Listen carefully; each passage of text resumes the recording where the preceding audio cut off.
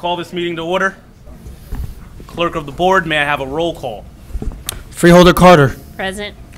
Freeholder Estrada. Present. Freeholder Granados. Present. Freeholder Hudak. Here. Freeholder Kowalski. Here. Freeholder Mirabella. Present. Freeholder Wright. Here. Vice Chairman Bergen. Here. And Chairman Jallo. Here. Chairman, you have 9 freeholders present. Thank you.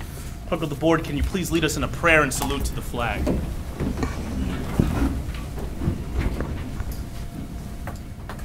Humbly we ask God, giver of peace and the lover of charity, to give the entire family of nations true agreement with his will, and to grant the light of his spirit on all who work for justice and peace. Amen. Pledge allegiance to the flag of the United States of America and to the republic for which it stands, one nation, under God, indivisible, with liberty and justice for all.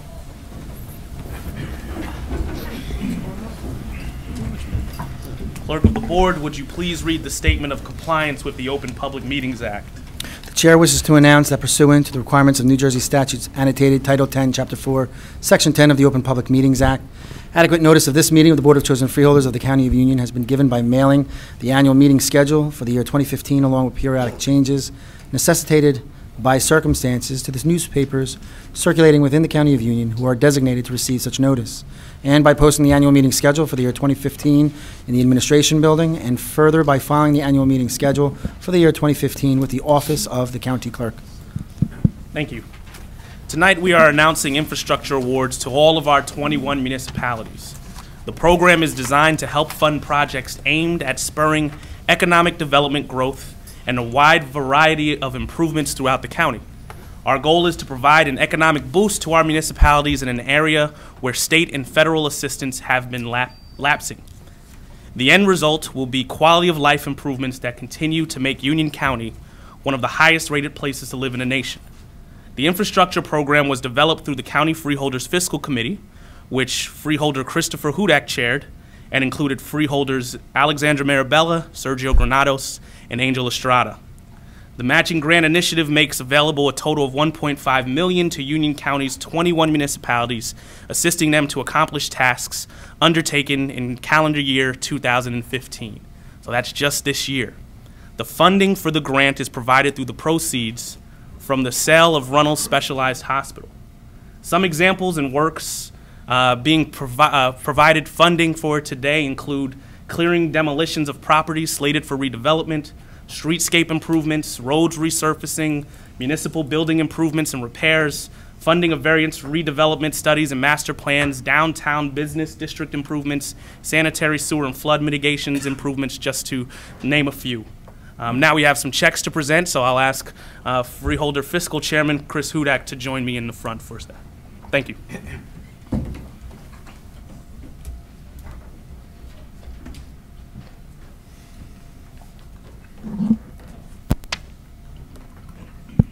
Thank you, Chairman. I want to thank you for the opportunity to speak and make these presentations with you this evening. And on behalf of the Fiscal Committee, we're very proud to be making these presentations tonight. Last year, we went through the process of the sale of Runnels Hospital, and it was a difficult process, but one that will solidify the county's financial future. And in addition to keeping many of the services we have in place intact, we did realize probably one of the highest yields of a sale of a county-owned nursing home in the state of New Jersey. We're going to be taking those proceeds from the sale and we're going to be applying them to tax relief in various forms in future years. And I think this is such an appropriate use to take dollars, to give it directly to the municipalities of Union County, and to put to work that money for projects that you know are going to affect your residents the best. Anytime you talk to a mayor or a council member, or a city administrator, if you ask them, say, hey, if you had $25,000, $100,000, what could you do? And every good mayor and elected official always has a laundry list of projects. So we're very proud to be participating in that tonight. With that in mind, our first presentation this evening will be to the Borough of Roselle Park. We have with us this evening, and we try to go alphabetical, however, they do have a council meeting, so that, that gets some priority. We have Councilman Joe Petrosky and Councilman Rich Templeton. Would you please come up? We have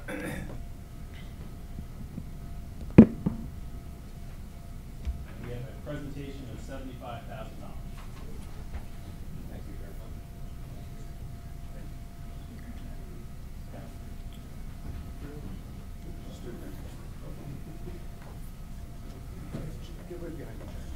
Maybe gonna check.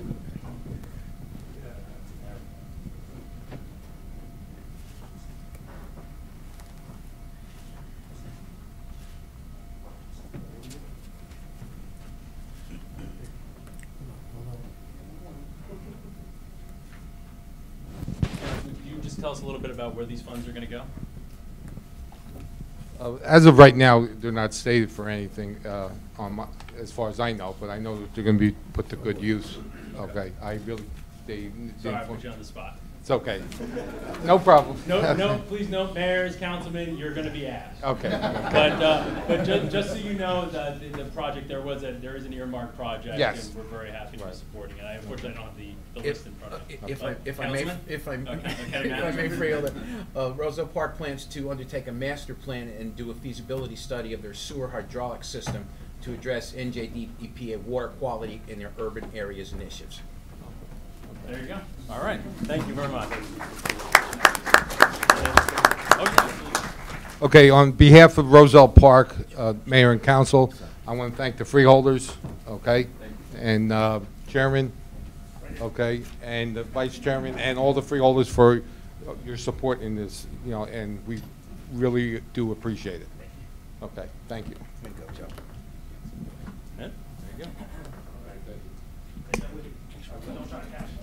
All right. We have from the Township of Clark, Councilman Bill Smith, and we have Dean Russo, who's the head of downtown development. And we have a check for $30,000.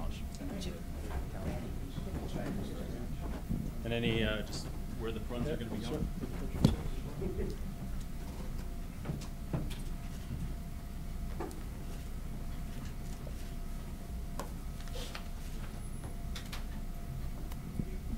I'm Council President Bill Smith, and on behalf of Mayor Sal Bonacorso, the Town Council, and the administration and citizens, I want to thank you for the grant. The money, I brought Dean Russo with me this evening. Our downtown Westfield corridor is in bad need of some redevelopment, some streetscape, et cetera. So Dean is spearheading that as one of the business owners and owners of property on that street. We're doing a public-private venture right now to get together, come up with some ideas, and this money is going to help us do the study for that. So, Dean, would you like to say anything? I'd just like to thank the Board of Freeholders for this check and the opportunity to spearhead our objective on Westfield Avenue. We really, really appreciate it. I've had a business in Clark for, well, in Union County for 27 years, 2 years in Clark, and we're really looking forward to doing something with Westfield Avenue. Thank you very much. Thank you to the freeholders as well. You guys have been a great partners of ours over the years. Thank you. Thank you. I believe the mayor of Cranford's delayed in getting here, so we're going to hold him. And next we have the City of Elizabeth and the Recreation Director, Paul Odessa.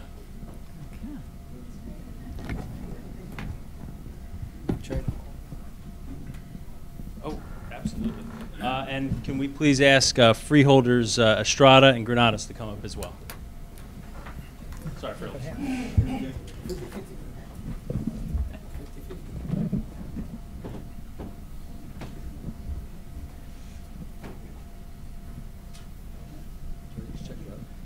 I made the announcement already.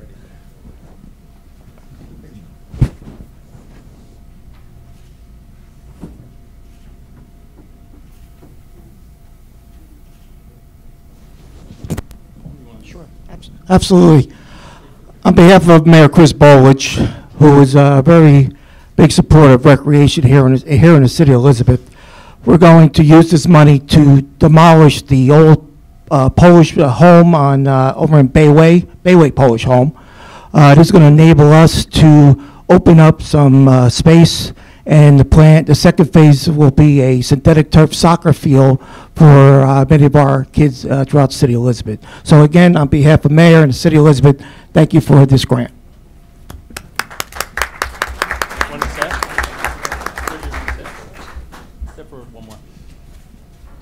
And we have the Borough of Fanwood, Eleanor McGovern, Borough Administrator.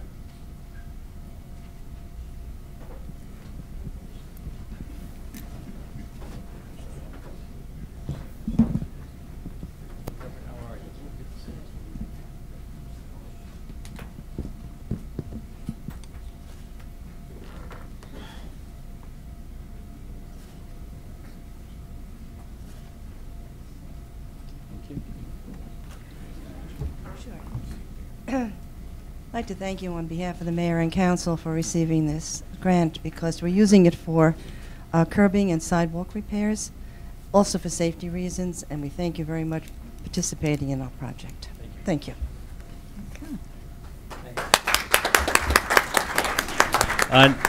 Next, I will ask Freeholder Kowalski to join us, and we have Sal Candarella from the Borough of Kenilworth.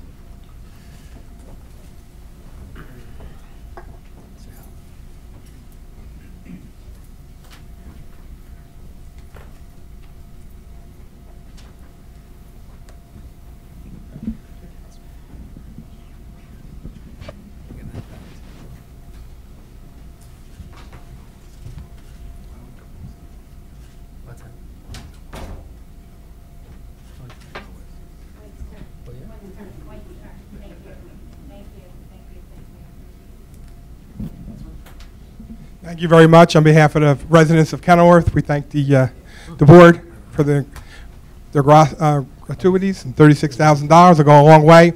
But I can't really tell you where it's going, because as a former councilman who just got back reappointed 2 weeks ago, I'm not quite sure what we're using the money for.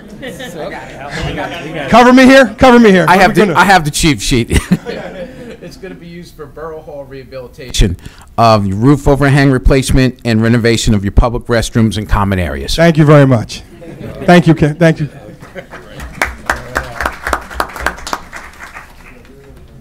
And we're going to jump back alphabetical.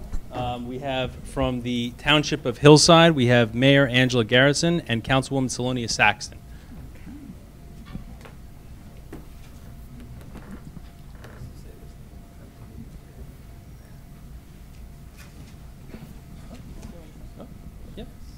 On behalf of the Township of Hillside, all the residents, we are very excited to be able to continue our infrastructure initiatives. Hillside has had a lot of interesting work that we've done in the last year and a half, and now we're able to actually do some more roads. So we are very grateful to our partners at the county. Thank you so much.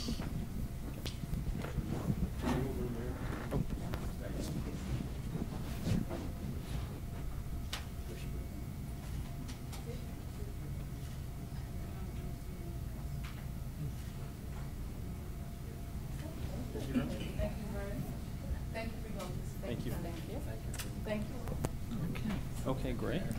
All right. And Councilwoman Sarah Tedesco from Garwood is here. And could I ask Freeholder Bergen to join us?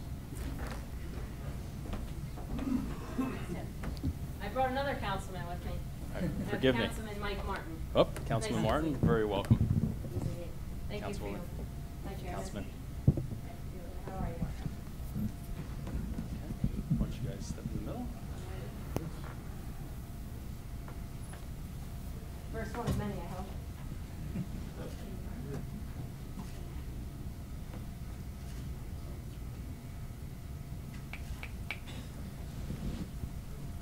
Councilwoman, do you want to say? Oh, of course. Why not? Bruce is nervous. I might say too many words, but I'll keep it short and sweet.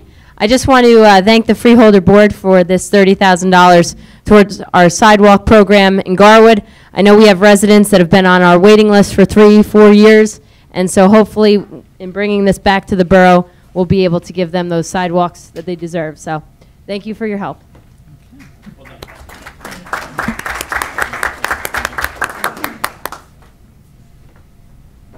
Next, we have the City of Linden, and we have my mayor, Derek Armstead, and also our council president, George Alvarez, is here. Gentlemen, come on up. Mayor?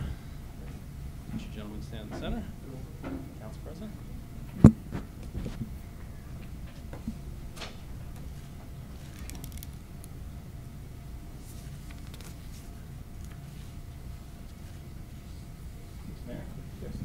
Thank you. Thank you. On behalf of the City of Linden, I'd like to thank the Board of Chosen Freeholders for the $115,000 that we're receiving. In case any of you were wondering, if you're not sure of a proper answer and you don't want to rely on a cheat sheet, just say various projects. Okay. But ours are, this money is going to be used for various infrastructure In that case, it's going to be used to improve some roads that are in desperate need of repair. And I'd just like to thank you all once again for your generous donation. Also noticed that we received $115,000. That's pretty good, guys. I was wondering, you know, just for your own edification, we have Chairman Jallo and we have Freeholder Hudak, who are both from Linden, and we also have Bruce Bergen, Freeholder Bergen, who's not from Linden, but he worked in Linden for quite a while. In fact, I closed on my first house with Bruce Bergen. So I'm thinking that maybe because we have 3 guys up here that maybe that kind of, you know, helped us out a little bit. Well, anyway, thank you all so much.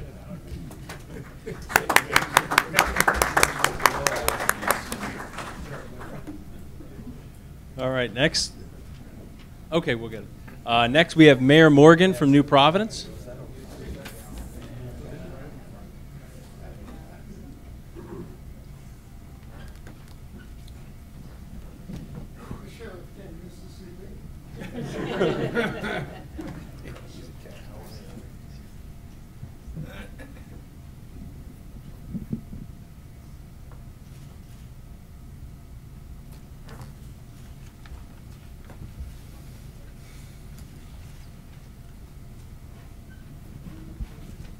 I'd like to thank the freeholders. You're very generous. We're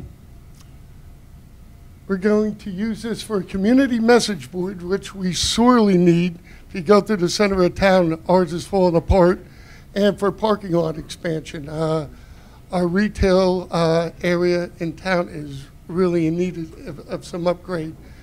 You know, 8 years ago I was here when I was leaving office, and I wanted to thank the freeholders for all the joint projects we did together over the years. And I'm looking forward to working with you in the next 4. So thank you, and the residents of New Providence, thank you.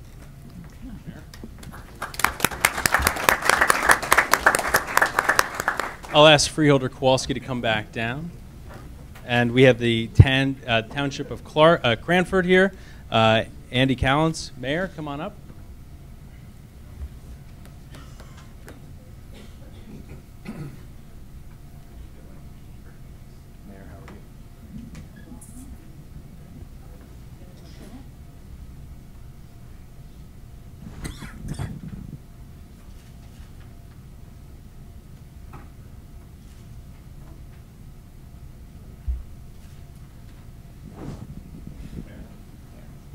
Thank you. We got $55,000, which is going to help us with a pedestrian safety project.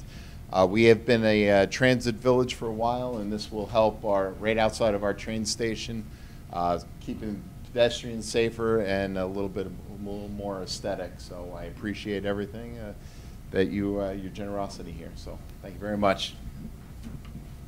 Thank you, Freeholder. Freeholder Carter. We next have the City of Plainfield, and Rick Smiley, the City Administrator, is here.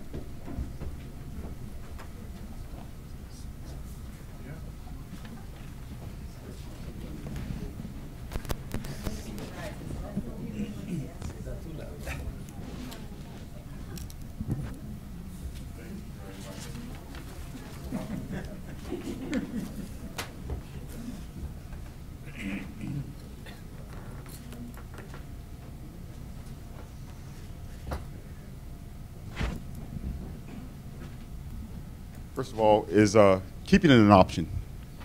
Can I just keep the check for me? I wouldn't cash it. Oh.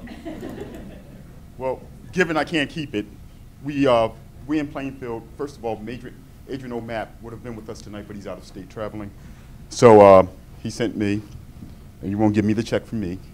So in lieu of that, City of Plainfield will be resurfacing streets and doing some streetscape projects from Leland Avenue to Berkman, right? That's correct. Very good.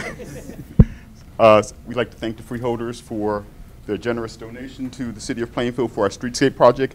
It is a total of $115,000. It will be used with other funds we have acquired to resurface those streets and do those streetscape projects, and I thank you very much. Yes, I'm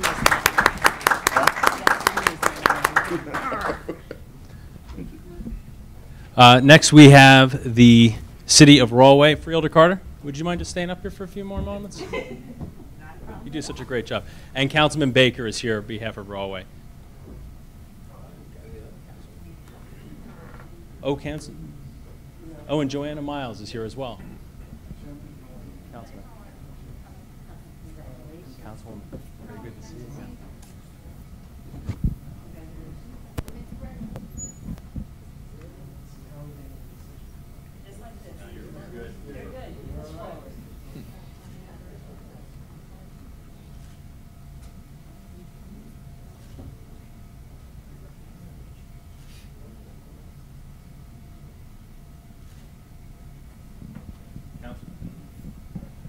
Well, is this we're good here? Okay, you want to hold that? In case she wasn't formally introduced, and I'm not sure she was. If she was, I didn't hear her. This is Councilwoman at Large, Joanna Miles from Rawley. She's newly elected to the office, and we expect that she'll do a good job for us. We do thank the freeholders. Thank the freeholders for this grant of $75,000. Our first priority project will be to do an investigation, the Rawley River flood control investigation and releveling of the levee there in Rawley. The flooding in Rawley has been a problem, an ongoing problem for years. Our second priority will be to do some resurfacing of roads that we have identified and curbs, sidewalks. I don't remember what our third priority was. Damage, storm, and sanitary sewer. Yes, our sewer system. What we're going to try to do is prevent the backwater, the tidal water, from coming back into, it's been damaged, floodgates have been damaged because of the storm. And what we're trying to do is prevent the backwater, the tidal water, from coming back into the sewer system. And so with that in mind, having said that, once again, I want to thank the freeholders for this grant, and it will certainly be put to good use. Thank you. Councilman, Vice Chairman, would you mind coming up to join me for the next two presentations? And I just want to remind everyone that each of these grants required a 100% match. So we're talking about $1.5 million in county money, but we're talking about $3 million in public works projects this year for Union County residents, all which will be completed within this calendar year. It's a good thing. Next, we have the Mayor of Scotch Plains, Mayor Glover. And we have a check for $105,000.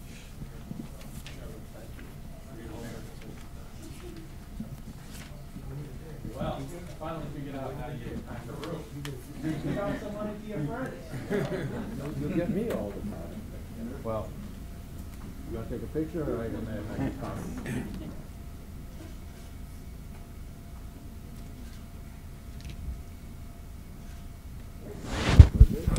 First and foremost, there you go. I don't know if I really need this. First and foremost, I want to thank you, Chairman, freeholders, the entire board, for your generous contribution to our community. I can assure you, we do have a long list of a laundry list to apply this monies to, and I'll tell you what they are in a minute. But I really sincerely mean, on behalf of myself, my entire governing body, and 23,500 residents, we truly appreciate this. And now I'll share with you a couple of things we're going to do, but I won't bore you all. Obviously, we have infrastructure issues. We have some road resurfacing projects that we are looking at. And then we have several municipal properties that we are going to work on their infrastructure. And if I may share one of them with you. In my town, we have a 9-hole golf course. It's called Scotch Hills Golf and Country Club. In its heyday, it was known as the Shady Rest Golf and Country Club. It was America's first African-American owned and operated golf club. There played, its professional, was a gentleman called John Shippen. He was an African-American. He was America's first professional golfer. We're going to use a piece of this money to restore what was the Shady Rest Golf and Country Club's clubhouse, to bring dignity back to this American, treasure. I mean, it is truly an American original. So I can assure you, we will be preserving part of our township, but more importantly, a part of American history for future generations to enjoy. Yes, we'll get our roads done. Yes, we'll fix our buildings, but that is something we, as a community, as a county, as a state, as a nation will take great pride in. Thank you.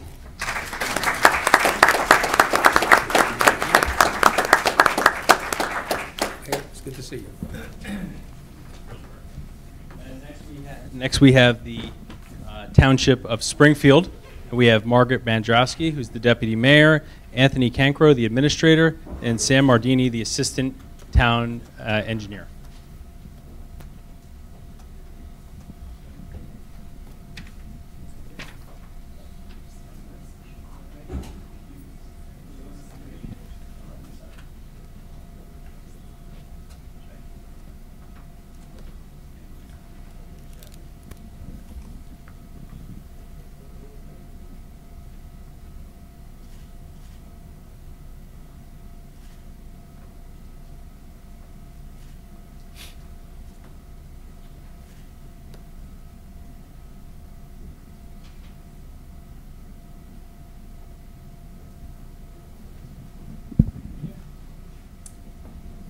On behalf of the Mayor of Springfield and the residents of Springfield, Township of Springfield, I want to thank the freeholders for your generosity to us. We have a lot going on in Springfield, a lot coming up in the next couple of years, and to tell you what we are going to do with this money, I'm going to ask our Township Administrator, Anthony Cancro, who is responsible for a great deal of the progress and the work that we have going on in Springfield, to tell you what we're going to use this money for. Thank you, Deputy Mayor. We're going to use it for three things. We're going to buy decorative recycling and garbage containers for our downtown. We're going to build a rain garden that's going to connect to a stream embankment improvement project in our downtown. And last, we're going to do demolition and rebuilding of a bus stop in our critical downtown area between Morris and Mountain Avenue. I also want to thank all the freeholders for this grant and past grants. You've been very, very good to Springfield, and I thank you. I also want to thank Mr. Sam Mardini, who's our Director of Engineering, who helped me prepare this grant. Thank you very much.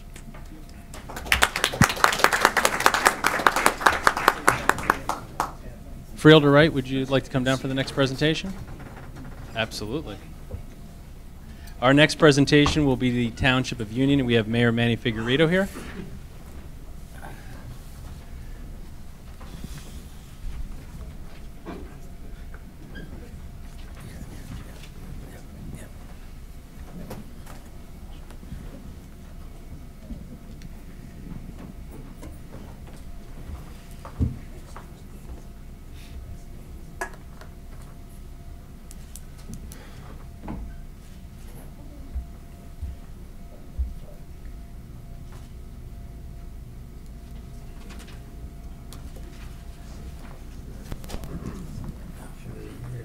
First of all, I'd like to thank the Board of Freeholders. Thank you very much for extending your gratitude to all of the communities in Union County and giving back to our residents.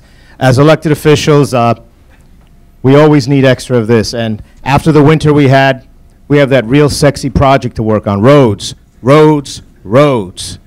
It may not be the most beautiful, but when you're driving and it's a nice smooth tarp that you're on, you're going to appreciate. So we thank you for this. It's going to move ahead with our $3.2 million that we put aside this year for our roads in Union. This will help resurface many other roads. So thank you very much.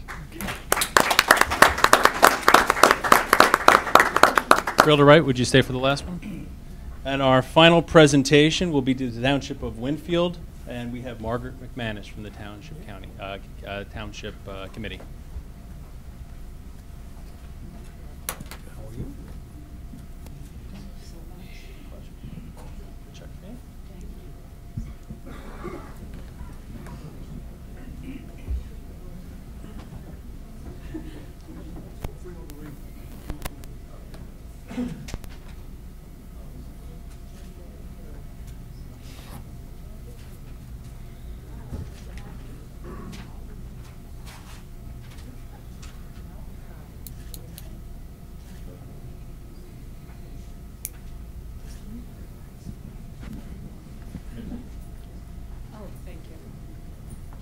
On behalf of my fellow council members, Mayor Gens and Commissioner Sue Wright, we'd like to thank the county freeholders for this grant. It will be used towards refurbishing some of our sidewalks and our municipal building, which is now 75 years old. So thank you very, very much.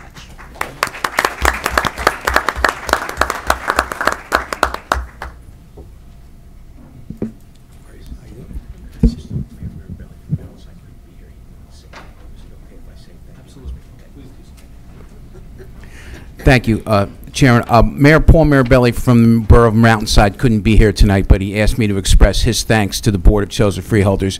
The borough will be receiving $45,000 and using it for road infrastructure repair. Thank you. I want to thank everyone for coming out today. I want to thank the Fiscal Committee, especially the Chairman, Freeholder Chris Hudak. This was an idea that he had to give back to our residents, to give back directly to the municipalities. All of you guys do a wonderful job being stewards of your towns and your local communities.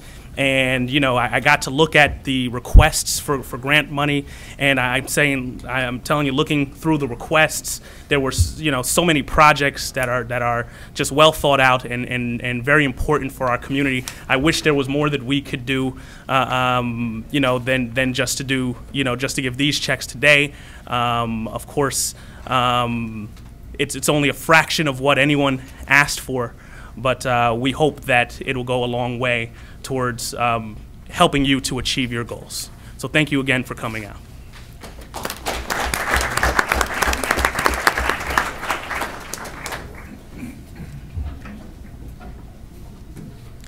May I have a motion to approve the communications? So moved. Moved by Freeholder Carter, seconded by Freeholder Hudak. Clerk of the Board, may I have a roll call? Freeholder Carter? Yes. Freeholder Estrada? Yes. Freeholder Granados? Aye. Freeholder Hudak? Aye. Freeholder Kowalski? Yes. Freeholder Mirabella? Aye. Freeholder Wright? Yes. Vice Chairman Bergen? Yes. And Chairman Jallo?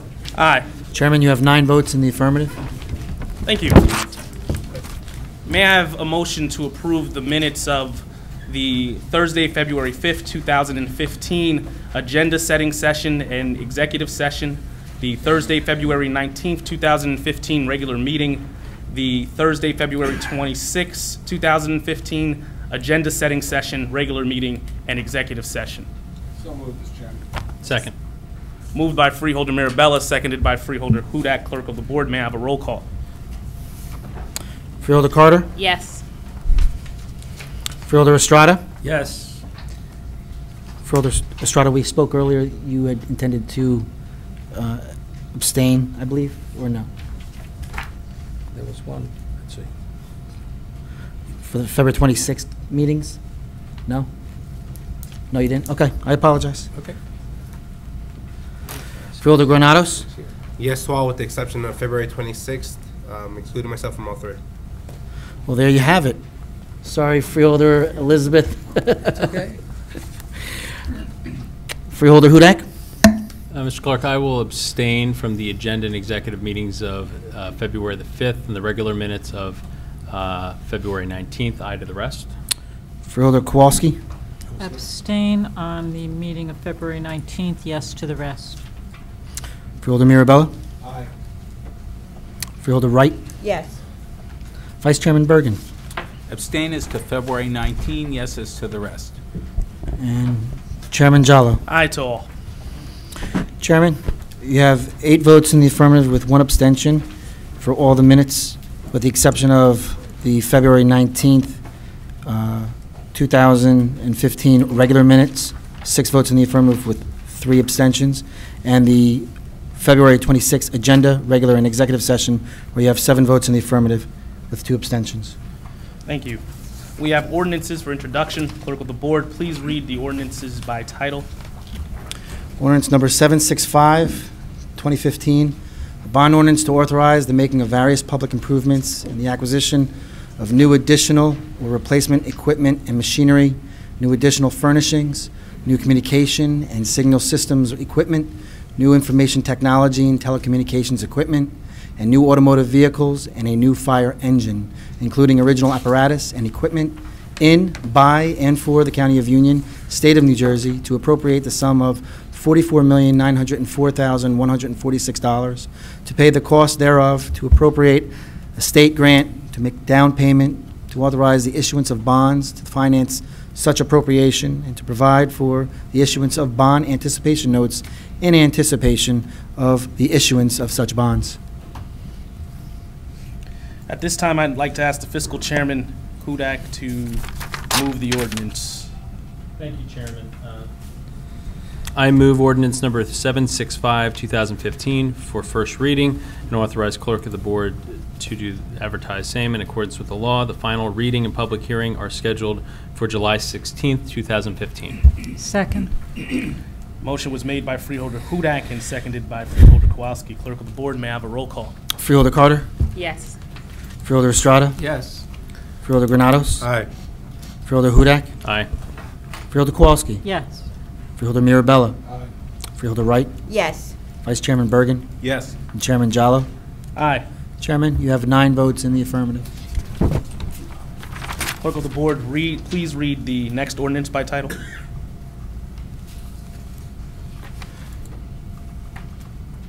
Ordinance number 766, 2015, guarantee ordinance of the County of Union, New Jersey regarding the payment of the principal of and interest on certain county guaranteed revenue bonds, Series 2015, Oakwood Plaza, Elizabeth, of the Union County Improvement Authority in the aggregate principal amount not exceeding $2,200,000 for the purpose of providing additional security in connection with the authority's bonds and determining certain other matters in relation to the issuance of the bonds. At this time, I'd like to ask the fiscal chairman, Freeholder Hudak, to move this ordinance. Thank you, Chairman. I move ordinance number 766-2015 for first reading and authorize the clerk of the board to advertise same in accordance with the law. The final reading and public hearing is scheduled for July 16th, 2015. May I have a second? Second the motion. Moved by Freeholder Hudak, seconded by Freeholder Estrada. Clerk of the board, may I have a roll call? Freeholder Carter? Yes. Freeholder Estrada? Yes. Freeholder Granados? Aye. Freeholder Hudak? Aye. Freeholder Kowalski? Yes. Freeholder Mirabella? Freeholder Wright? Yes. Vice Chairman Bergen? Yes. And Chairman Jallo? Aye. Chairman, you have 9 votes in the affirmative. Thank you. The meeting is now open to the public for the purpose of commenting on resolutions being offered for adoption only. Kindly state your name, your town of residence for the record, and the resolution to which you are referring, and please adhere to the 5-minute time limit.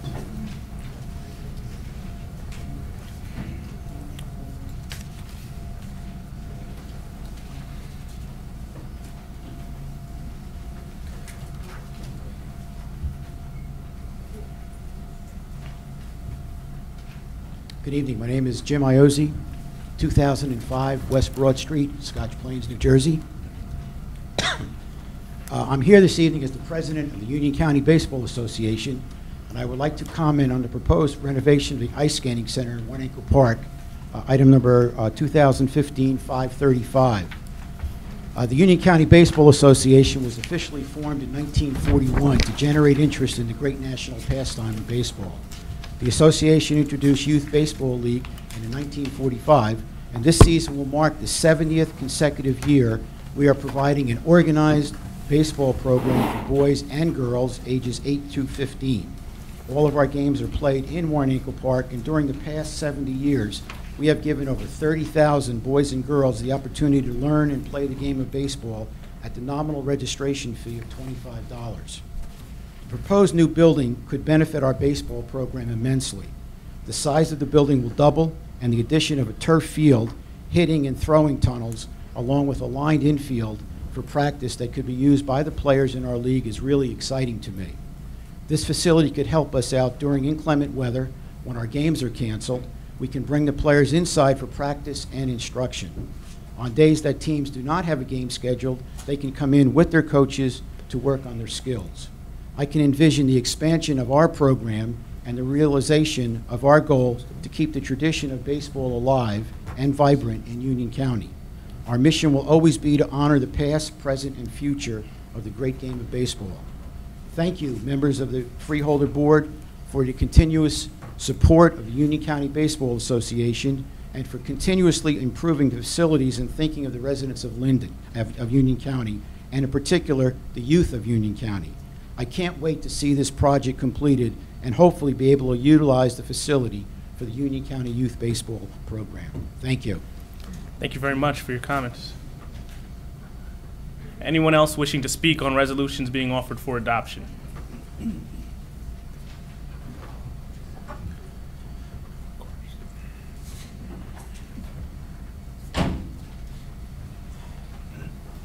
Good evening, Chairman Jalla, ladies and gentlemen of the Freeholder Board, Bruce Patterson, Garwood.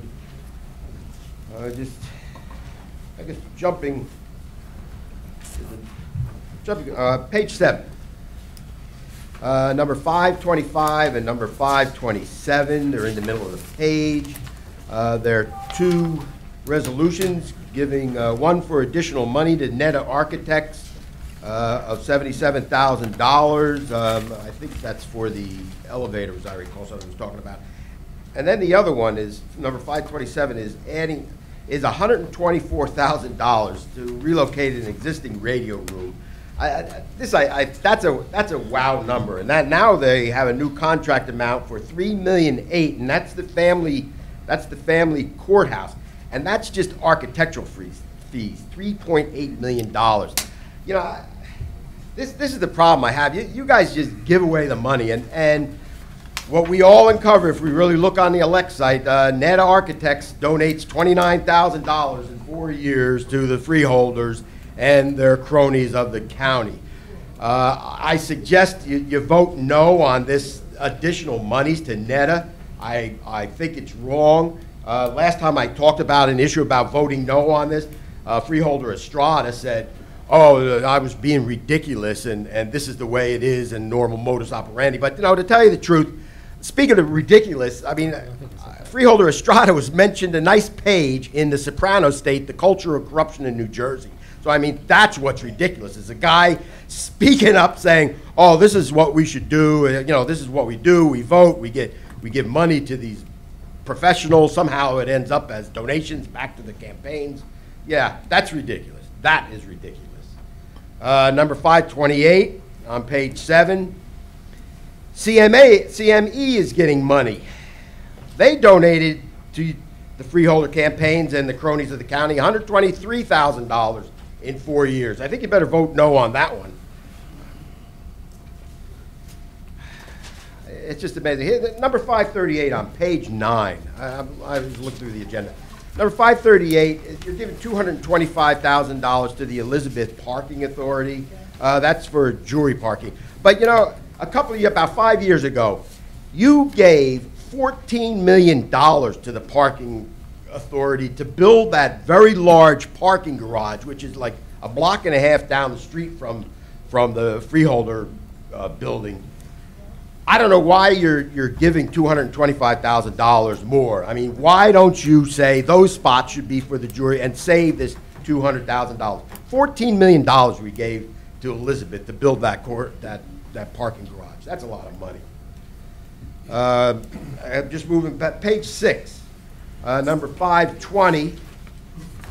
You're giving money to Brown and Brown and also Worth Insurance. Worth Insurance I hadn't seen at all, but now you're giving them something, a contract for necessary services, whatever that may be. But I looked it up on the elect. Worth gave a one donation, $5,000, back about 2 years ago, to the mayoral campaign in Roselle. So I mean, I guess everybody gets to share in the tax money that goes through these firms and into the campaign coffers. It's a shame, you know, that I sit here and.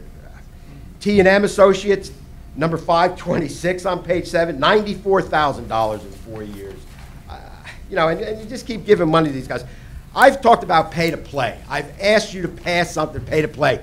I heard from Estrada, but you know, he's prominent in the Soprano State book. So I mean, you know, he's pretty useless in standing up. But the rest of you guys, I'm asking, pay to play. Pass a resolution about pay to play. Stop these monies. Tax money's going to these firms and then somehow ending up in all your campaign coffers. That is wrong. It is just plain wrong. Thank you very much. Thank you very much for your statements. Wow.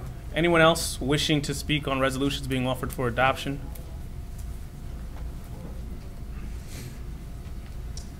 Good evening. My name is Gary Farr. I live at 404 Orchard Street in Cranford. Chairman, I'm here tonight to give you a few points personally on behalf of the ice skating rink. Wholeheartedly in favor of it. I would like to tell you that, number one, I'm a big hockey fan. I know there's a few in the house here tonight. But as a young man, young youth, many more years than I'd be willing to admit to right now, it's where I learned how to skate. I then had the privilege, when my children were young, taking them down to the ice skating rink, teaching them how to skate. My son then became very active in the youth hockey leagues down in Warren Echo, played right up into when he was in high school. Spent many hours at this ice rink. So I think it's a great improvement to the county park system. I think it benefits many people of all ages, young and elderly people like to go skating. All the youth hockey leagues that recreate down there, I think it's a win-win for the county, and I agree with your resolution.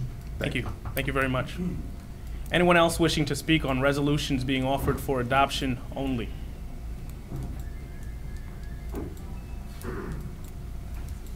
Hi, Maria Echeverria Elizabeth. Hopefully you can hear me. I'm on 538. I'm going to second him on that whole parking authority thing. I just called them just days ago, just like yesterday. And they're telling me, because I questioned them about their coin meters, that they're for a quarter, it's 10 minutes. I don't know where everybody else is from, but I heard that Linden was like half an hour or maybe 15 minutes. I don't know what it is, but she said that's the only money they get because it's not, they don't charge the taxpayers. So I don't know, but then right here, you guys are giving them something. So she seemed to forget that. Yeah, just so you, okay. We'll answer that. That is a different payment. Maybe County Council, you can explain what the payment for that particular resolution is for? For 538? Yes, that's correct. Yeah, 538 is directly related to our obligation under the 1995 state takeover of the courts. Part of that agreement was that the county must continue to provide certain facilities that had been provided up to that point, and this is the parking was in fact provided to jurors at that time, and we continue to provide it. I believe it provides for 235 spaces, I believe. Wow. Thank you. And this is a state requirement? It is. Thank you. Anyone else wishing to speak on resolutions being offered for adoption only? Seeing no one, I'll close that portion of the meeting. May I have a motion to adopt resolutions 2015-491 through 2015-565? So moved. Second. Wow. Moved by Freeholder Granados, seconded by Freeholder Kowalski. Clerk of the board, may I have a roll call? Freeholder Carter? Yes. Freeholder Estrada? Yes. Freeholder Granados? Aye. Freeholder Hudak? At all. Freeholder Kowalski? Yes. Freeholder Mirabella? Aye, I'll abstain on 2015-542 and aye to the rest. Freeholder Wright? Yes. Vice Chairman Bergen? I abstain on 2015-511 and 512, and yes to the remaining. Okay, and Chairman Jallo? Aye. Chairman, you have 9 votes in the affirmative with the exception of resolutions number 2015-511, 512, and 542, where you have 8 votes in the affirmative with 1 abstention. Thank you. The meeting is now open to the public for the purpose of commenting on any governmental issue that a member of the public feels may be of concern to the residents of the county. Kindly state your name and town of residence for the record and adhere to the 5-minute time limit. Before we begin, anyone who is, or for the residents who are concerned about the potential building of a field in Rawway, as promised, we will be having a public meeting, not meeting, not a meeting. Yeah, public meeting, okay. A public meeting at the, in Rawway to answer some of the questions that you all have had with regard to this on July 1st. All right. We're still in the process of getting the details as to the location and the time. We will have that accessible on our website. All right, that's ucnj.org. Seem Please. to make that announcement. You know, I'm always here to talk about the park, but here I go again. Sure. Barbara Majeski from Rawway. I'm here again fighting to save Rawway River Park. My question to the freeholders is, who on the panel owns a pet, especially a dog? What happens to your dog on July 4th or during a thunderstorm? They shake, they whine, they try to hide. How do you think wildlife in the park, or for that matter the families that border the park, will react to when the 100-member band starts playing? The football team was asked to appear at the last meeting by our mayor. Rawway's football team has had 10 consecutive winning years playing on Veterans Field. The kids get excited about a new field because grown-ups are always complaining about the old ones. My sons played ball on tick-infested Flanagan Field and at Madden Field, where their equipment was stolen while they played. The boys on the team didn't care about either because they just wanted to play the game. Kids still just want to play games. I would guarantee when the football players look back on their high school years, they will talk about the winning touchdown or the field goal that won the game, not the field they played on. And they most certainly won't think of Veterans Field as something terrible, nor will they look at the park that was destroyed if your plans go through. When did the history of our cities become obsolete that we no longer care about the loss of history? Progress has become the norm to our younger generation, and it seems the past is no longer important, but they are so wrong. It is up to us seniors to teach the history and to need to save these treasures for our future children, because when they are gone, there is no bringing them back. The sign in front of the park tells of a battle between the British and the American colonists. They fought in this park, and I am sure there are bones in that park somewhere where these brave men fought and died. If this means nothing to you, then remove the sign because it's just another way of progress and it's a joke.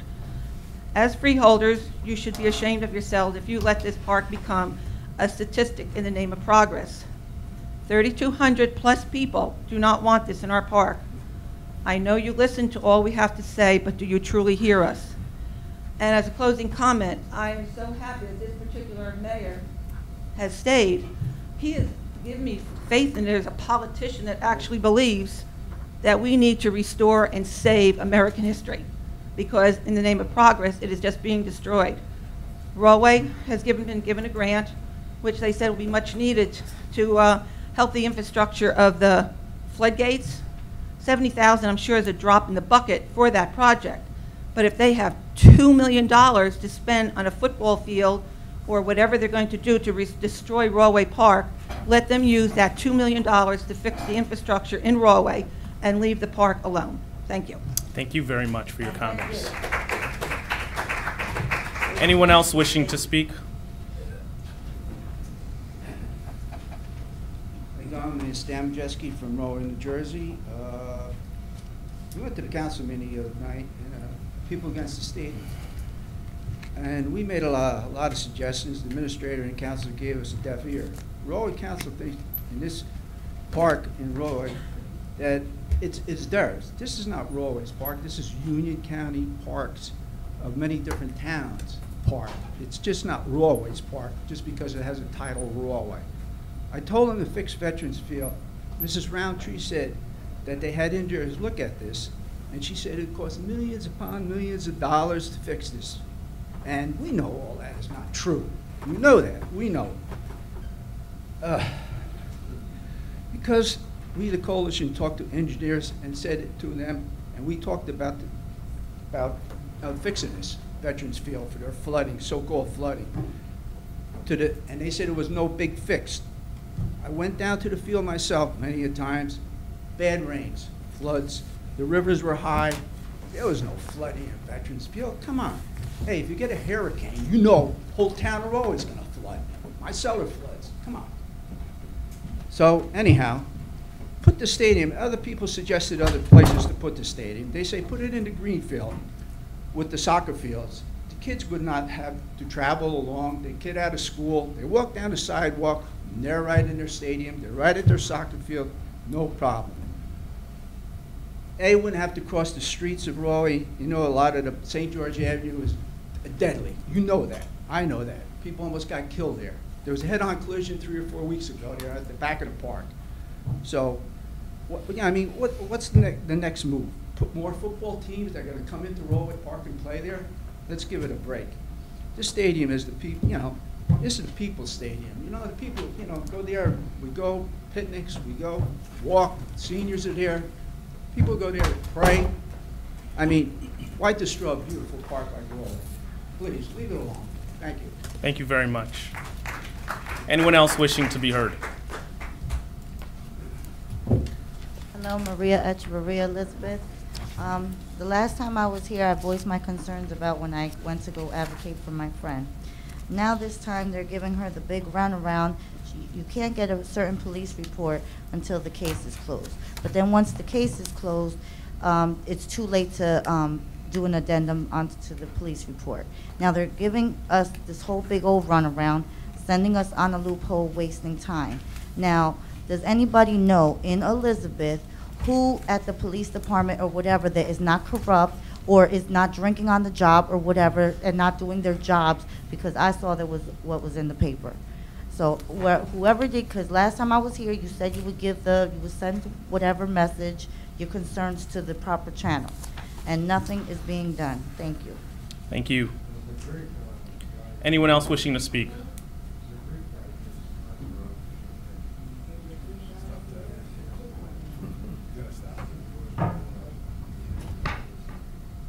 My name's Greg Robeck, and I'm from Elizabeth, and I'm here to talk about Raleigh River Park.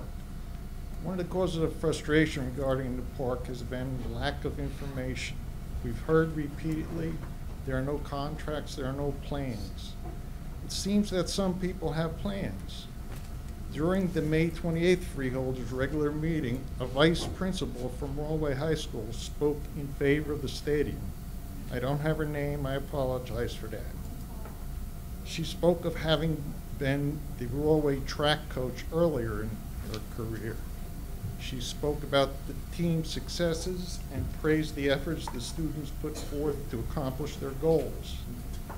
She referred to the play Streetcar Named Desire and explained how Raleigh was always dependent on the kindness of strangers. They practiced long jump at Union High School, javelin at Scotch Plains High School, high jump at Johnson High School.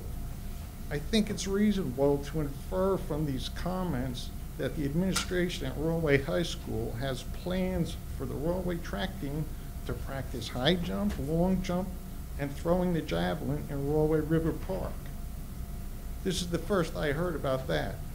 I started to think about it. Millions spent on a new synthetic turf stadium, but you can't throw a javelin on synthetic turf.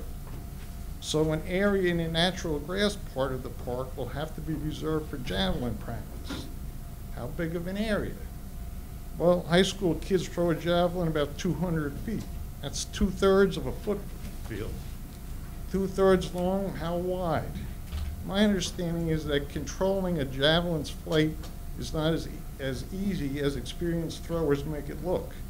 And errant throws are not uncommon when somebody's learning. Perhaps there's a track coach who could explain how large an area is needed to safely teach 15 or 16-year-olds how to throw a javelin. I went online to verify that you can't throw a javelin on synthetic turf. I found a document titled Artificial Turf Field and Track Guidelines.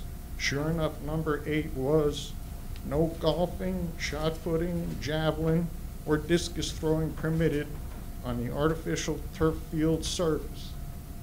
There were other use guidelines that were interesting. No metal cleats may be worn.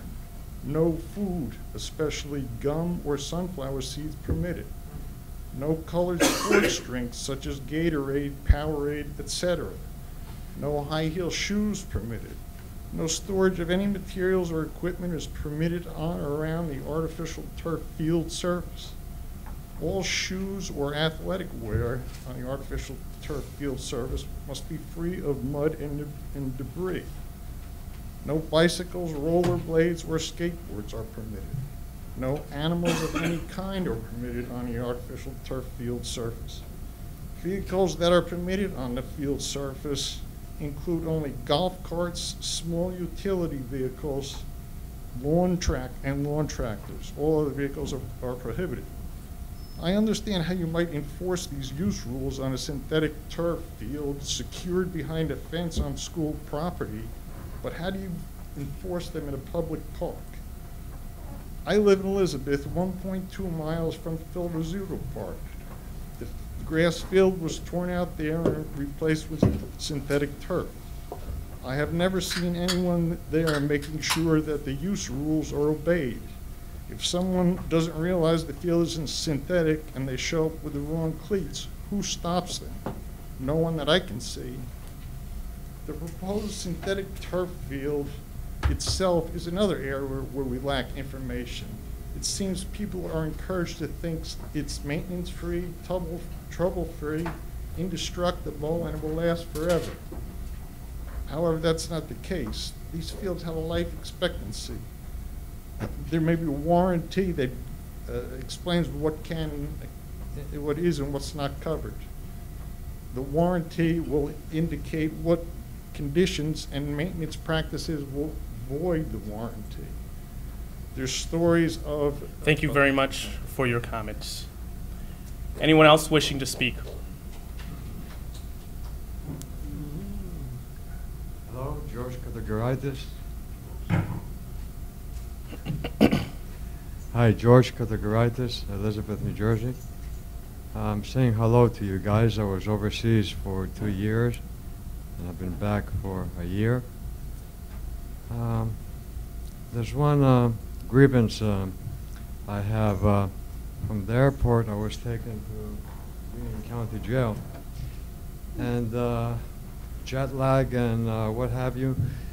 I was holding a rope, and I told an officer I was going to hurt myself. And here comes a sergeant, Sergeant Smitty. The director in Reardon came to the medical unit to ask me what's going on, but I was not in a position to say so. So I'm holding a rope. Sergeant Smitty says, give me the rope. I was holding it. I wasn't reacting. I was not in the proper state of mind. He punches me. He says, fine, assault an officer. I didn't assault him. He punches me. He takes my head. He slams it on the metal table that's in the jail cell. Caused me a black eye. Sutures over here. Director Reardon came to the medical unit and asked me what happened. And I explained to you, but even if somebody, which I wish I could assault Officer Smitty, but I'm not a fighter, I'm a lover, and I'm not a big guy. But even if somebody attempts to assault an officer, what is the procedure? Do you bang their head on the metal table and punch them, or what is the procedure? Are you finished with your comments? Thank you very much. So, if I can get an answer. I'm not prepared to answer how to assault a police officer or any corrections officer in public here. My recommendation would be not to. No, I don't think that's appropriate. Anyone else wishing to speak?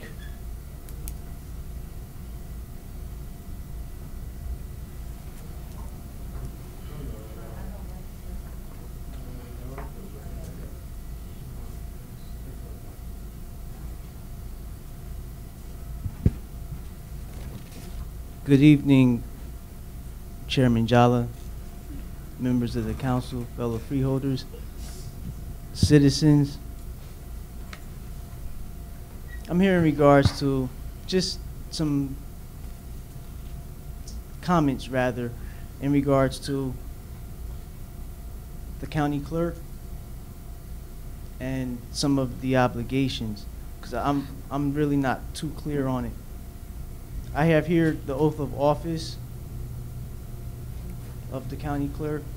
I, Joanne Rajopi, do solemnly swear that I will faithfully, impartially, and justly perform all the duties of the office of Union County Clerk according to the best of my ability, so help me God. I do further solemnly swear that I will support the Constitution of the United States and the Constitution of the State of New Jersey, and that I will bear true faith and allegiance to the same, to the governments established in the United States and in this state, under the authority of the people, so help me God. And it is signed by her, sworn and subscribed to before me this 9th day of January 2011, and is signed by the Honorable Karen M. Cassidy, the assignment judge of Union County. Now, from my understanding, the county clerk files documents based on New Jersey revised statutes under Title 46, and that deals more or less in real estate. Now, my concern is what happens to the citizens who wish to file public documents, just regular documents that are construed to say New Jersey Revised Statutes Title 47. So what I'm asking is, if I bring in a document in the mindset that this is just a public record, and I go to my county clerk, what statutes or what limitations are there prohibiting her, the act of allowing citizens to file just public documents? Or do all documents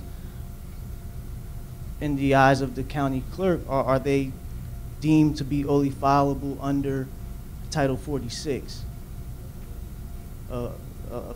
property? So this is really the issue that I'm having at hand, not only just myself, but the citizens at large in general. I hear citizens talking about the Rawway River Park, various other things, but we have to realize that we do have the ability to go to, say, our county clerk.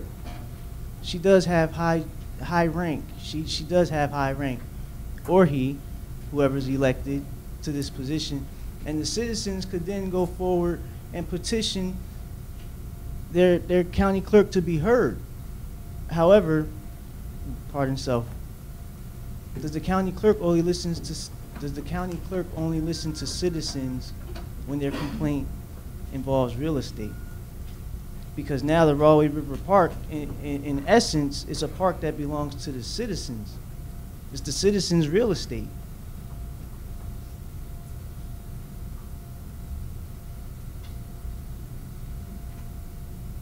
This is what we can bring to the citizens as far as educating them and letting them know that they do have more capacity to go out and actually entertain some of their true desires. Let the people's voice be heard. The county clerk is the vehicle to allow citizens to exercise their voice. So that's what I humbly ask, not only you, Chairman Jala, but the council and the fellow freeholders. Because the citizens need to know this, and the citizens can take things back. And if the citizens really have a desire to keep their Rawway River Park, I urge the citizens to go talk to your county clerk. Thank you. Thank you. Anyone else wishing to be heard? I don't appreciate the cynicism of the job. Please don't speak out or interrupt the people's meeting. Thank you. Good evening. My name's Kelly Tropiano. Pull the mic down so we can hear you. Thank you. Sorry. Better? Yes, please. Kelly Tropiano from Clark. Right. I'm here on behalf of the Park Stadium and speaking out against it. I've been here a few times to other meetings. I'm happy to hear that you've set a date for the meeting and the forum that you plan to hold. However, I find it curious that it's in the middle of a holiday week, but I guess we should just accept that and try to attend.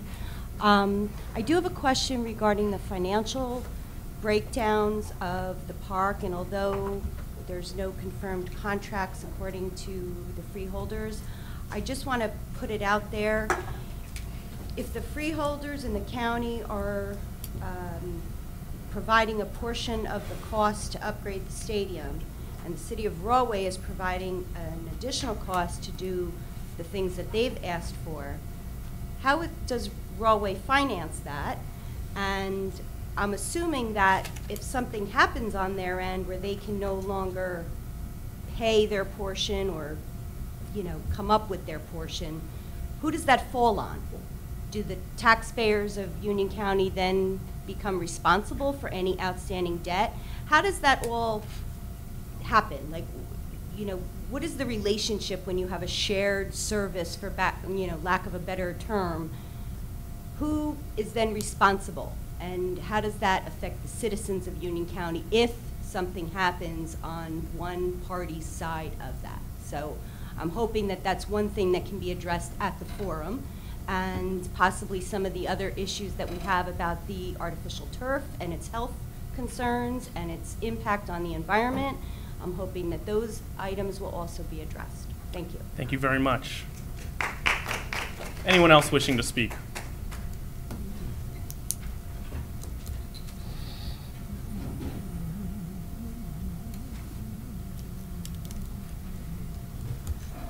Good evening, Chairman Jolly, ladies and gentlemen of the Freeholder Board, Bruce Patterson Garwood.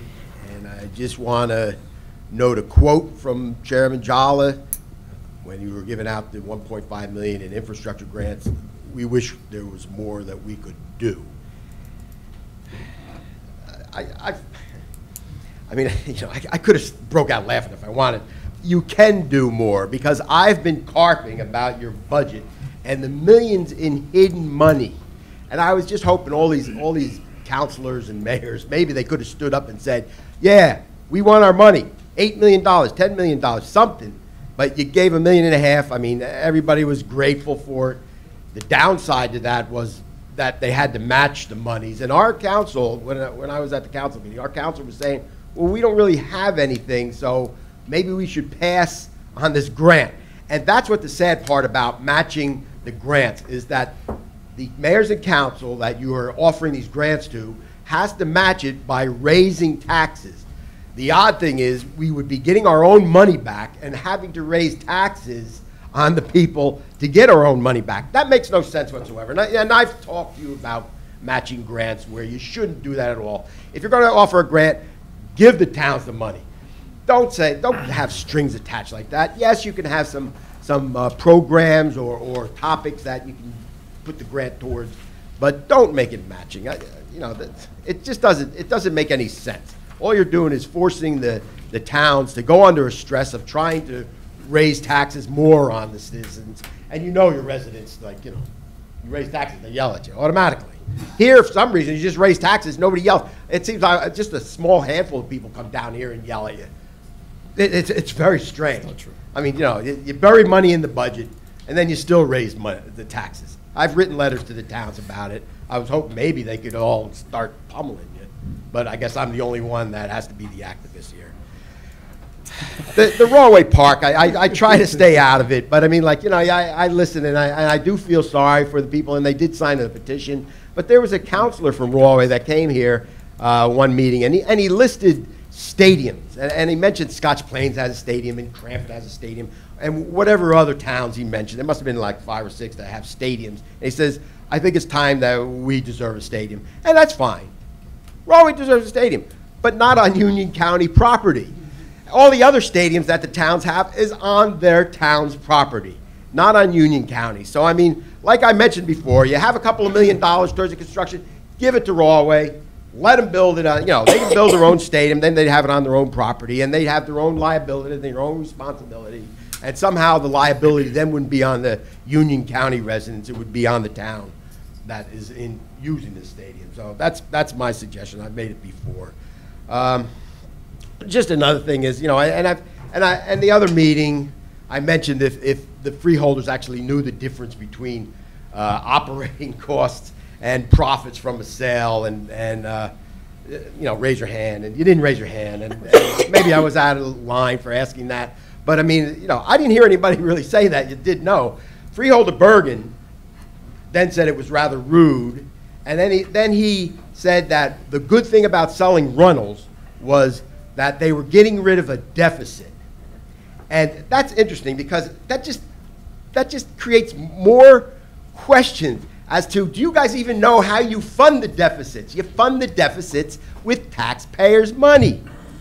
When you get rid of this deficit, then you have this free taxpayers' money. And this is what I'm saying. So where is this taxpayers' money that you got rid of the deficit? It was like $13 million. This is your own number. Well, guess what? The $13 million is now hidden in the budget. And you still raise taxes another $8 million. Doesn't make any sense whatsoever. Obviously, Freeholder Bergen doesn't know how the county works, but he'll probably be the Freeholder chair next year. So kind of makes sense in a perverse way. Thank you very much.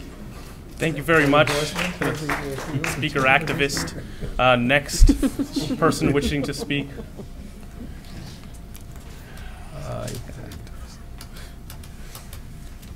Adeline Troviano, Clark, New Jersey. I'm here in opposition to the Can't hear you. River Can you please project. speak into the microphone and pull it into you? Thank you very Adeline much. Troviano, Clark, New Jersey. I'm here to speak in opposition to the Rahway River project. I am glad to see number 6. Does the project involve construction of new parking spaces? You state no, and I appreciate that. That gives me a little bit of hope that this is not going to lead to an astronomical project. The buildings that I continuously hear are going to be erected on this property really disturbs me, because if this project is to be done with no additional parking, then what is the need for the buildings and 1,200 seats? I don't put the two together. I also read in several of the minutes of the different meetings that the freeholders that are involved are 3. I don't remember your names. I do remember Mr. Marabella as being one of them. I'm not picking on you personally, but it was stated that this project is being done to enhance the recreational lives of the people. Our lives are enhanced. They're enhanced every day by this beautiful park that you maintain. By putting a stadium with 1,200 seats and buildings is not going to enhance our recreational lives. I don't know if you ever go in that park on the weekends. I am in the park every day and on the weekends. I see families with children. They have picnics, they're riding their bikes, they're playing. These people that use that park week in and week out, day in and day out, are not rich people. They cannot go to their summer homes on the Jersey Shore.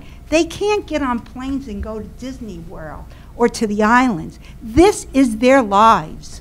And you're taking it away from them with this enormous project of buildings for bathrooms, concession stands, and I'm sorry, I'm getting a little bit nervous. You have to rethink this, really rethink this. Please, go in that park on the weekends, especially from now until September, and see the thousands of people that are enhanced by this recreational area. Thank you. Thank you very much for your comments. Anyone else wishing to speak? Susan Salamak, 989 Hamilton Street, Rahway, New Jersey. Good evening. I would like to echo what you have just heard. I have certainly said it before, that for people in Rahway and nearby, people who perhaps don't have a car, ride a bus, this park is their open space. When you take this away from them, where will they go? Open space like this is, as you well know, is not thick on the ground in our end of Union County. Okay. The next thing I would like to mention is the verbiage, upgrade. I think this is a very important word in this project. We were talking about an upgrade of an existing football field. There is no existing football field in the park.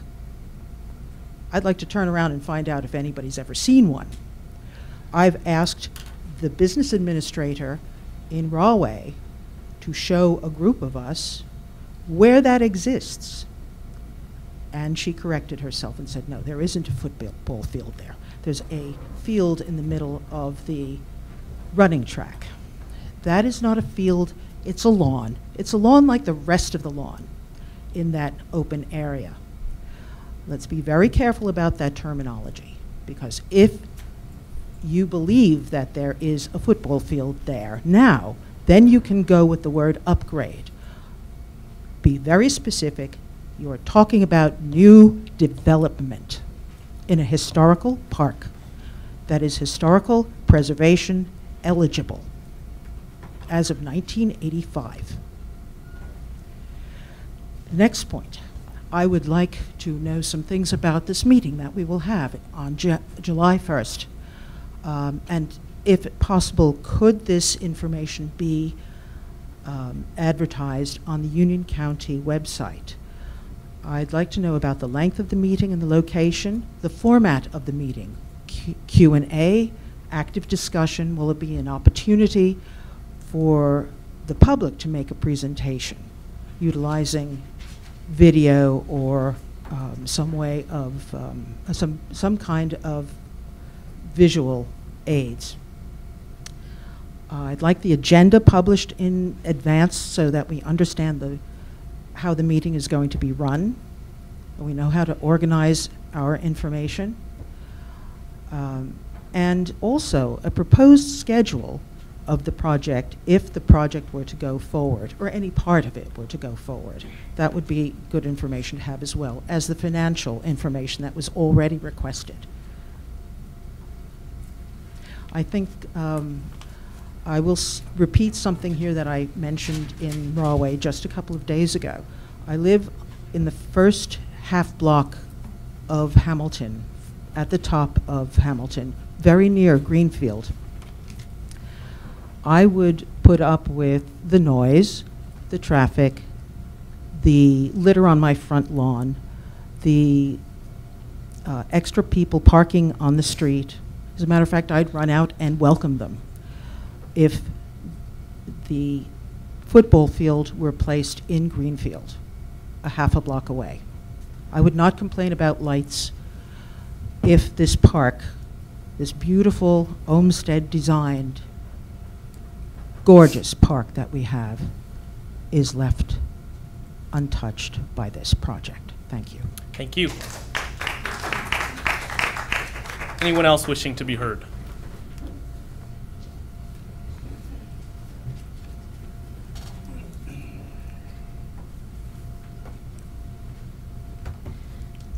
Margaret McManus, Winfield Park. I'm not only here as a council member, but also as a resident.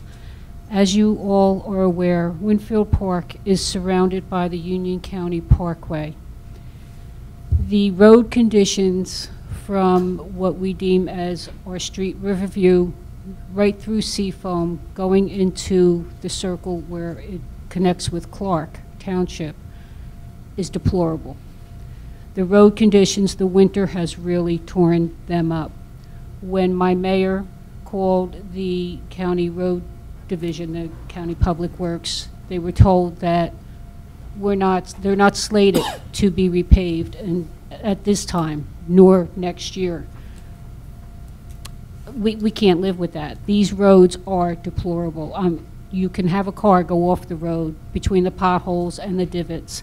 We'd like to know if there's anything that the freeholders can do to send out someone to evaluate, particularly the Riverview section through Seafoam, because although there's been some patches made, it's really not, it's not good at all. On the other side of the coin, the Department of Public Works, they do a fantastic job in snow removal on those roads. It's an integral part of keeping my town from getting plowed, we have to plow, and in that case, we have to move our cars down to the county road. They do a spectacular job, and I can't thank you enough. But I really am asking the freeholders to get involved with this project. So, thank you very much. Thank you very much. Anyone else wishing to be heard? Seeing no one else, I will formally close this portion of the meeting. We'll move on to freeholder comments and start with Freeholder Kowalski. Thank you, Chairman. I have several things for tonight. Last week, we were notified that Union County will be receiving a grant of $1.65 million from the State Green Acres Fund, and this is one of the largest grants we've ever received, and it will be used to offset land acquisitions by our Open Space, Recreation, and Historic Preservation Trust Fund. So thank you to all who worked to obtain this significant new grant. And it's also my pleasure to announce that we have kicked off a new grant program involving libraries. The library grant program is designed to help our public libraries enhance their services for children, particularly in the field of digital media. Libraries, like so many other areas in our communities, have had cuts in funding in a number of places, so this grant is going to be particularly helpful. And I'd like to thank all of my colleagues on the Freeholder Board for supporting this effort, which will help children to engage with new opportunities to explore, interact, and imagine. And the application deadline is July 3rd. So all of the librarians, this is our public libraries, not school libraries, all of our public libraries have been encouraged to apply, and for more information, have a look at our website or please call the Freeholder office, 908-558-2278. That's 558-2278. Earlier this week, Freeholder Vice Chair Bergen and I attended a meeting, actually we hosted at Union County College's Cranford campus, a meeting on flood control of the Rahway River, where the U.S. Army Corps of Engineers had a number of experts presenting information on possible plans for flood control all along this area, going from Essex County through Union County and a little bit into Middlesex County. It's a big project. It's very complicated. It's going to take a while. It was mentioned by one of our speakers earlier today that the flooding in Rahway. Certainly, those of us who live in Rahway, Cranford, Springfield, Union, we know that we had serious flooding in the two big storms of the last few years, Irene and Sandy, as well as flooding a few storms before that too. So this project by the Army Corps of Engineers, it's being worked on. You can go to the Army Corps of Engineers website to get more information. You can go to the county website to get the link for that and have a look at the aspects of the proposal that are up now, and they're asking for public comment because the Army Corps doesn't want to do a project that people don't like. They want a project that is going to help alleviate our flood problems, but not cause undue harm in other ways. And in connection with that, we had a bio-blitz last Saturday on Watchung Reservation, which was one of the biggest bio-blitzes. That's a survey of our natural resources that we do every year in a particular park. We have activities like owl prowl, frog slog, walk for incredible edibles, looking at edible plants. And this is great fun for all of especially for the children, but for all the adult volunteers and for the scientists who participate. But I want to let you know that the Army Corps of Engineers, one of their experts said to me that they look at the data from the BioBlitz and they take that into consideration when they do their environmental impact statement. And so BioBlitz, you know, it's fun, and those of us who go to it enjoy it greatly, but it's also important for our whole county because it establishes a scientific baseline for what is living in our parks. So that's our parks, and that's it for me tonight, Chairman. Thank you. Thank you. Freeholder Carter. Thank you, Chairman. Our summer schedule of outdoor music and movies got off to an early start. May 30th, as many know, we held our Rhythm and Blues by the Brook Festival, which returned to Cedar Brook Park in Plainfield after a hiatus of several years. It was really a great pleasure to see the community come out. There was a great welcome for us to have this back at the park. People truly enjoyed it and had a great time. It was a great day. The weather was fantastic.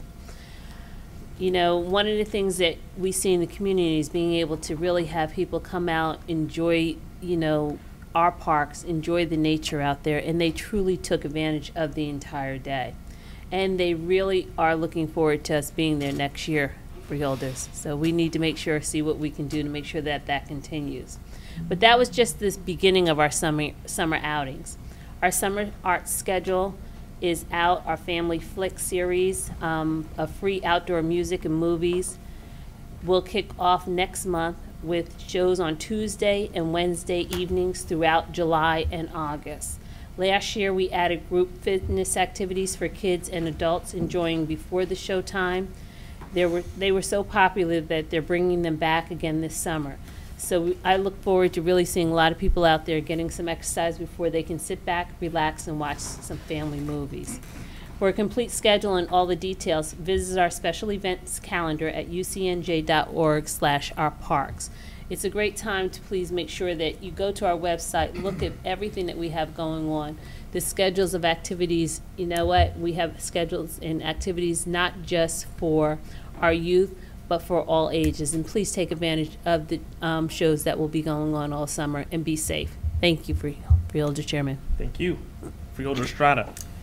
Thank you, Mr. Chairman. A couple of things. One is this Saturday, I was joined with Freeholder Wright and also Freeholder Granados in Elizabeth, which we had a ribbon cutting for the Edgehaven Center Pool. That was a pool that existed in that recreational area, and it had been redone. We had a great opportunity, a great time, and also this is one of the a grant for $150,000 that was used besides the city money in Elizabeth to. This was done by Union County Open Space and Recreation and Historic Preservation. I know that the kids will definitely be enjoying it, and we look forward to revisiting them to make sure everything's going well.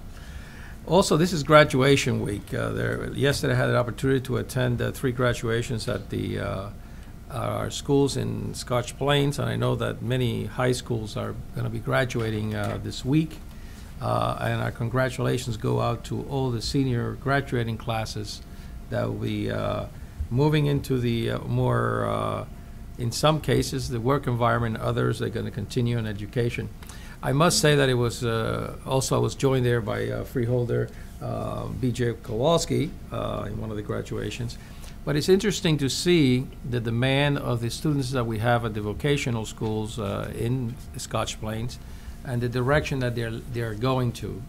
I was amazed of the top institutions that are coming out to ensure that our kids participate with them. There's no doubt that these kids are the best and the brightest throughout the county. It makes us very, very proud to have provided a platform where they can actually aspire for the future, make things a lot better for all of us. And first of all, I want to take the opportunity also to thank everybody for coming out this evening and speaking about issues that are so important to all of us. In essence, I'm looking forward to the July 1st meeting in Rahway. I hope to be there. Everything that has evolved in this particular case, and it's interesting because, for example, people have spoken about contracts that I'm going to tell you that I'm not aware of any contracts that have been made. It is important that we get the facts and then from there move forward. I do know what Roadway Park is all about. I transverse through there all the time, and I know that the beauty of it, and I don't think it is our intention to change much of the landscape in terms of the park because of its beauty. But we'll see in the future. Very, very important. And I also wanted to take the opportunity to take a moment to commend one of our directors, Director Reardon, who will be retiring in the future. And I've been here through all his time at Union County, and I must truly say that he's an individual who's brought a tremendous amount of experience in the field of corrections.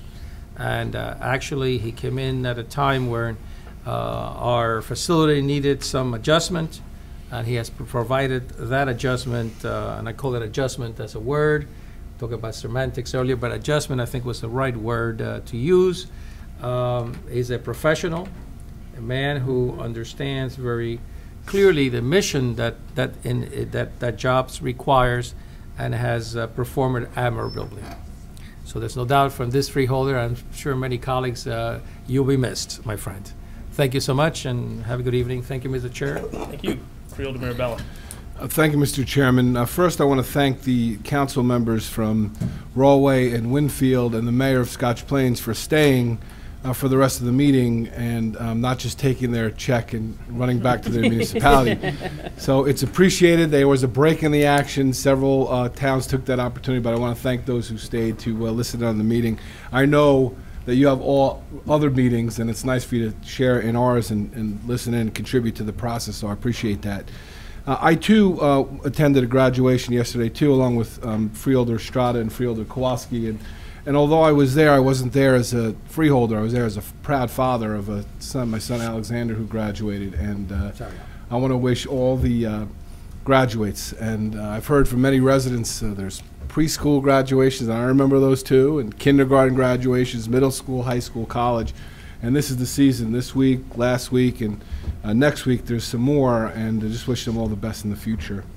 I also wanted to, so I hate to follow Freeholder Estrada because he always is very perceptive and very generous with his commentary and praise, and I want to also share his thoughts, and I'm sure the rest of the board, complimenting Director Reardon for his work here at as our Director of Corrections. And, you know, people maybe don't remember 7 years ago, 8 years ago when Director Reardon joined us and, you know, went through a very selective process, and we're very fortunate to have him come over from the New York City corrections area to help us.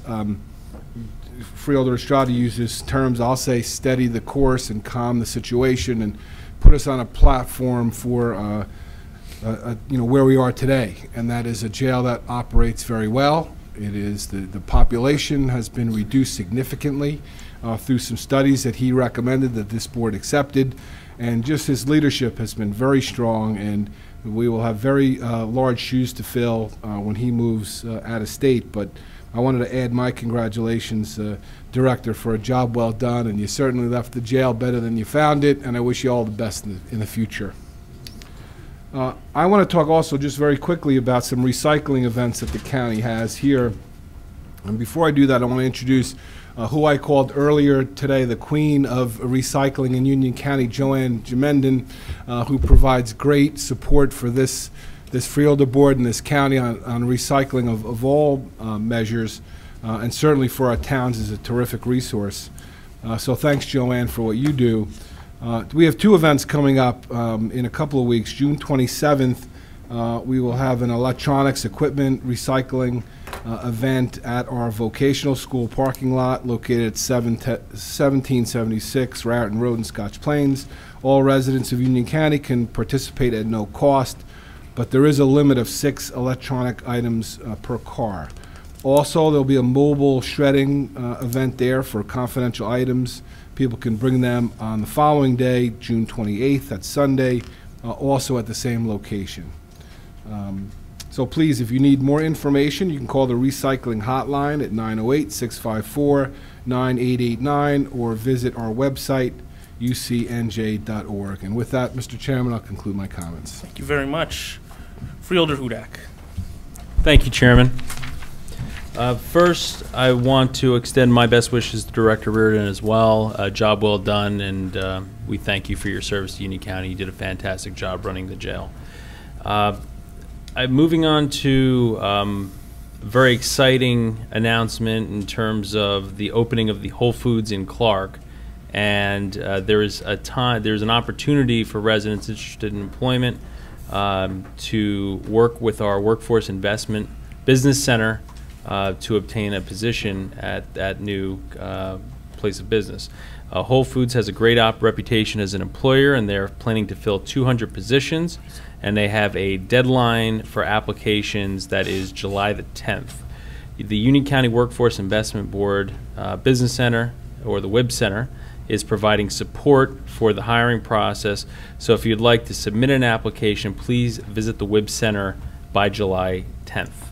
The Freeholder Board provides funding for the WIB Center, and it's very gratifying to see that in a short period of time, it has become a go-to place for local employers seeking to connect jobs to job seekers. The WIB Center is located at the Mills at Jersey Gardens, 651 Kapikowski Road in Elizabeth. And if you have any questions, please call the WIB Center at 908-355-4444.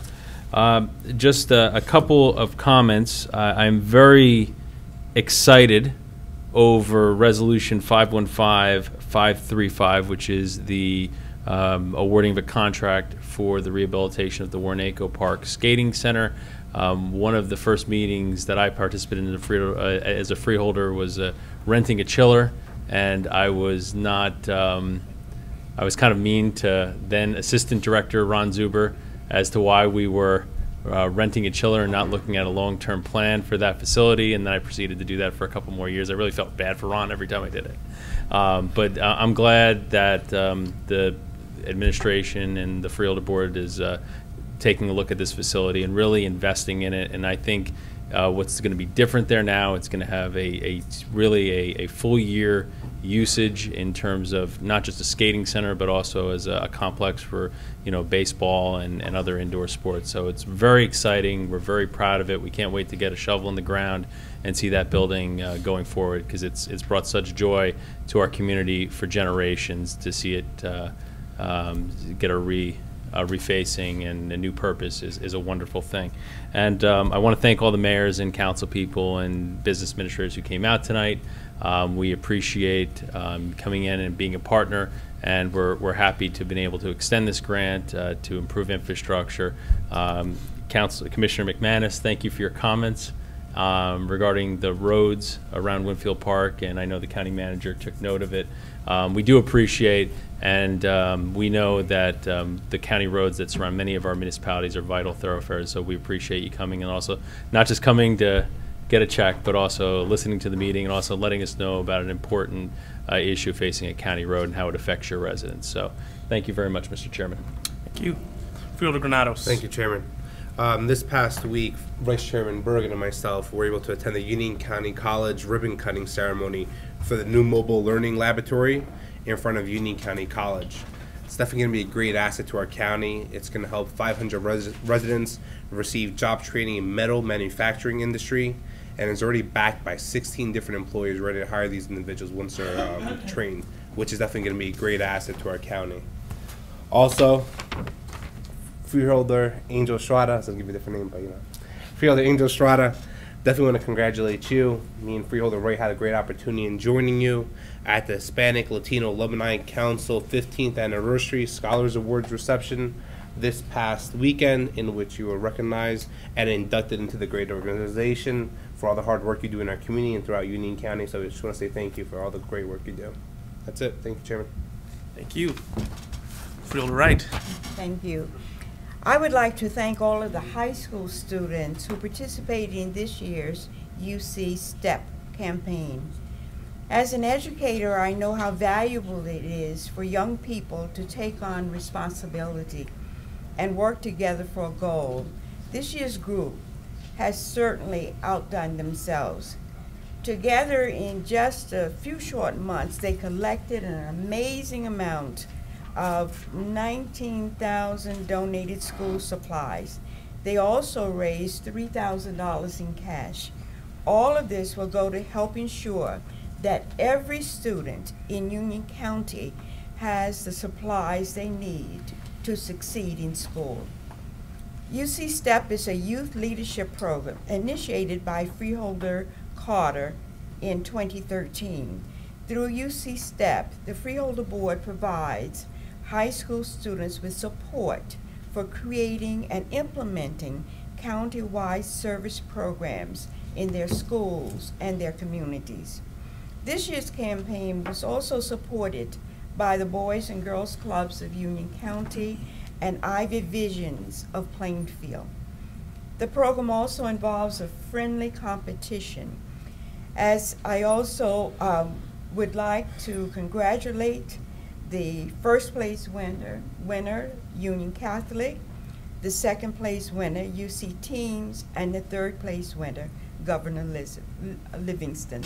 Thank you. Thank you. County Council? Thank you, Mr. Chairman. I know I'll be working with Brian over the next couple of weeks, but I can't pass up this opportunity to publicly extend my congratulations to him on his retirement and express what a great pleasure it's been to work with you over the past 8 years. Good luck. Thank you, Mr. Chairman. County Manager. Thank you, Mr. Chairman. I, too, would like to publicly congratulate Director Reardon for all the fine work that he's done and wish him all the best in the future. That concludes my comments, Mr. Chairman. Thank you. Vice Chairman. Thank you, Mr. Chairman. First of all, I want to thank Freeholders Granados and Kowalski for mentioning two events I was at earlier this week and saving me having to speak about them.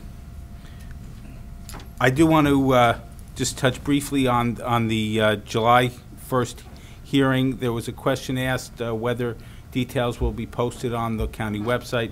As the chairman said when he announced the meeting, those details are not known yet, but they will as soon as we have the details, the time, the place, and so on. Those will be posted on the county website, ucnj.org. The determination that the plan would be ready and that we could hold the meeting on the 1st was only really decided earlier today, so we haven't worked on the details. But we wanted to get the meeting in as quickly as possible so the public could have that information. So it will certainly be posted on our website. Once again, I find I have to speak briefly to a comment made by Mr. Patterson speaking about something I said last week or at our last meeting, and I resent Mr. Patterson mischaracterizing my response to him at that time and saying tonight that I didn't answer his question. But in fact, all of the questions that Mr. Patterson asked tonight were in fact addressed directly by my comments last time. I'm not going to repeat them. They are recorded as part of the meeting, but I don't think it is helpful to the public discourse for a member of the public to misstate something that was said by a member of the Freeholder Board, and that's all I'll say on that. The only other thing I want to mention is the senseless violence and death that took place at a church in South Carolina. And I found myself going online and looking at the biographies of the victims. And I have to admit, after one or two, I could not get through them. It is just such a tragic loss of life, unnecessary violence, and as our president has said, this country needs to deal with this issue. It's something that we need to deal with. I don't know the answers, but we have to find an answer to it. Thank you, Mr. Chairman. Thank you. May I have a motion to adjourn? So moved. Second. Moved by Freeholder Mirabella, seconded by Freeholder Granados. All in favor? Aye. All right.